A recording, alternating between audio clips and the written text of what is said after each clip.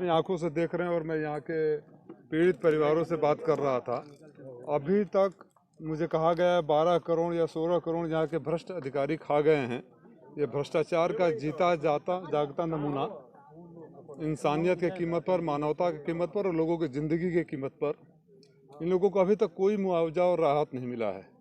कुछ 29 परिवारों को एक विद्यालय में रखा गया, वहाँ भी एक एक महीने का राशन दिया जाता है, घट जाता है तो लोग मांग के खाते हैं। ऐसी परिस्थितियों में मैंने जिला प्रशासन को कहा है कि अगर कहीं आपको नियमों के तहत, तथाकथित नियमों के तहत कुछ मदद नहीं कर पा रहे हैं तो मैं स्वयं मदद करने के लिए तैयार हूँ। कोई भूखा नहीं रहना चाहिए। लेकिन जो परिवार उजड़ गए हैं, घर उजड़ गए हैं, इनको अभी तक कोई मदद नहीं मिली। अगर जोगी जी तक आवाज़ जाए तो जोगी हैं, थोड़ी सी इंसानियत दिखाएं। और मुझे कहा जा रहा है इधर कोई एक मशीन है, सामने मशीन है और लूटने वाली मशीन है, उसके नाम पर करोड़ों रुपया निकाल लिया गया। यहाँ किनारे तक बालू की बोरी तक नहीं रखी गई। अगर बालू की बोरी या बोल्डर भी रख दिया गया होता उस पैसे में तो ये परिवार आज उजड़ नहीं होते। तो ये मऊ के अधिकारियों की मिली भगत, जो लुटेरों का गिरोह बनकर काम कर रहा है, उनकी मिली भगत से इतने परिवारों को उजाड़ कर पैसा लूटने का काम किया गया है। और इसकी जांच भी हम करवाएंगे। अभी आने वाले सत्र में इस पर सवाल भी उठवाएंगे। पिछले साल से यहाँ लगातार मैं देख रहा हूँ, मेरे नज़र सामने 100 मीटर नदी कट गई, लगातार कटान होता है, घर मतलब बहता रहता है, लेकिन यहाँ पर कोई पुलिस का चेक पोस्ट या कोई व्यवस्था नहीं रहती है। वही बिल्कुल आप सच, न पुलिस का चेक पोस्ट है, न रोकने के लिए कोई कार्य योजना है।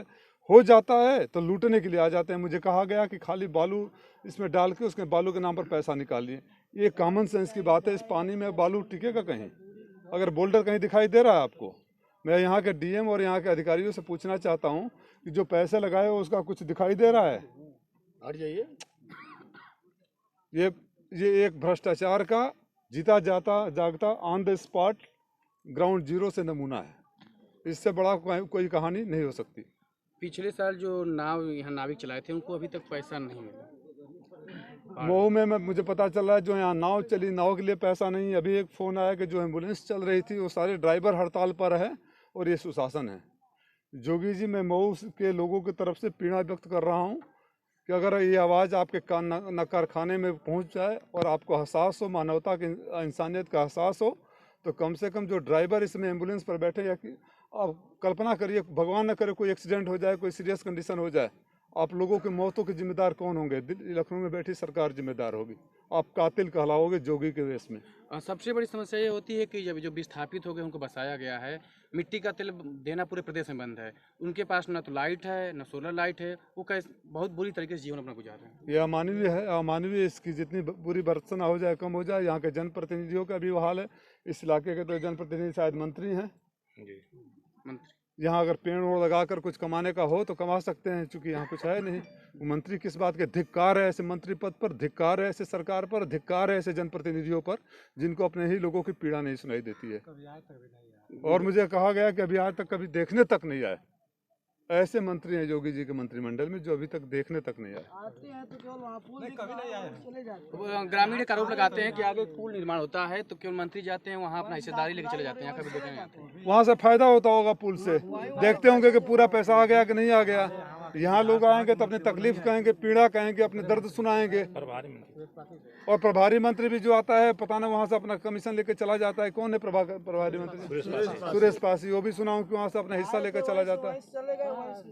मैं पूछना चाहता हूँ, अगर यहाँ के लोग मर रहे हैं, 1 सालों से यहाँ कटान हो रहा है, घर उजड़ रहे हैं, विस्थापितों की जिंदगी जी रहे हैं, भूखों मर रहे हैं, तो किस काम के तुम जनप्रतिनिधि, मंत्री और प्रभारी मंत्री हो? ये लोग जब आंदोलन करते हैं, मुख्यालय जाते हैं, यहाँ करते हैं, इनके ऊपर मुकदमा भी दायर हो जाता है। करते हैं, हो सकता है हम भी जाएं, हमारे ऊपर मुकदमा कर दें। कर ही नहीं सकते ना, कैरों की सरकार है, अपराधियों से भरी हुई सरकार है, ये कर ही क्या सकते हैं? इनको गरीबों की आह लगेगी, और जो इनकी आह लगेगी ना, सरकार तो छोड़िए, मठ में रहने लायक भी रहेंगे कि नहीं रहेंगे। सबसे बड़ी बात यहाँ होती है कि नदी के उस पार चंद किलोमीटर पे दूर पे ही सीएम साहब का ठिकाना है। यहाँ स्थिति ये है। सीएम साहब अपने अहंकार में अंधे हो चुके हैं। मैं के अलावा उनको कुछ नहीं दिखाई देता। सीएम साहब, आप योगी हैं, मुख्यमंत्री तो बाद में हैं। कैसे योगी हैं आप खुद आज पूछिएगा। अगर पूजा जब पर आप भी बैठते हो, वक्त मिलता हो पूजा करने के लिए, तो अपने अंतरात्मा से पूछिएगा कैसे योगी है। कुछ किलोमीटर पर लोग गुजर रहे हैं, जिंदगियां बर्बाद हो रही है, घर गिर रहे हैं, डूब रहे हैं, मर रहे हैं भूख, और आपके कान पर जू तक नहीं रखती। उस मठ के भगवान भी परेशान होंगे। पिछले साल ये हुआ था कि ऐसी तरह चलता रहा, करीब 6 जिंदगियां जब बह गई पानी में, तब जाकर प्रशासन एक्टिव हुआ था। उसी का इंतजार करते हैं ना प्रशासन, क्योंकि उसके नाम पर ज़्यादा फंड अलॉट करेंगे, लूटेंगे और खाएंगे। मतलब क्यों लूट का खेल चल रहा है? लूट का मैं बता रहा हूँ ना, ये मानवता के नाम पर कलंक है। यहाँ मैं पूरे आपके माध्यम से चाहूँगा पूरे देश को पता चले कि जहाँ लोग डूब रहे हैं, मर रहे हैं, तड़प रहे हैं, उजड़ रहे हैं, घर गिर रहा है, वहाँ कैसे यहाँ पैसा लूट रही है योगी सरकार।